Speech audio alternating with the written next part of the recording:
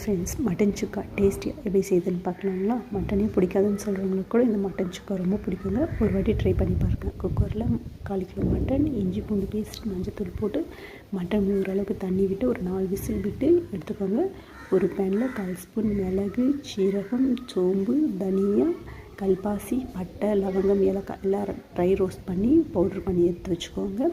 ஒரு பேனில் எண்ணெய் விட்டுக்கிட்டு சோம்பு, சீரகம், காஞ்ச மிளகாய், கருவேப்பிலை, முந்திரி பருப்பு, சின்ன வெங்காயம், பெரிய வெங்காயம், ஒரு மீடியம் சைஸ் தக்காளி நல்லா வதக்குங்க. காஷ்மீரி மிளகாய் தூள் போட்டுட்டு ஒரு ஸ்பூன் இஞ்சி பூண்டு பேஸ்ட்டு, இந்த வேக வச்ச மட்டனையும் போட்டு நல்லா மிக்ஸ் பண்ணிக்கோ. மிக்ஸ் பண்ணதுக்கப்புறமா ருசிக்கு ஏற்ப உப்பு, ஒரு ஸ்பூன் நெய் வந்து இந்த மட்டன் சுக்காவோட டேஸ்ட் வந்து என்ஹான்ஸ் பண்ணி தரும். அதுக்காக ஒரு ஸ்பூன் நெய் விட்டுக்கோங்க.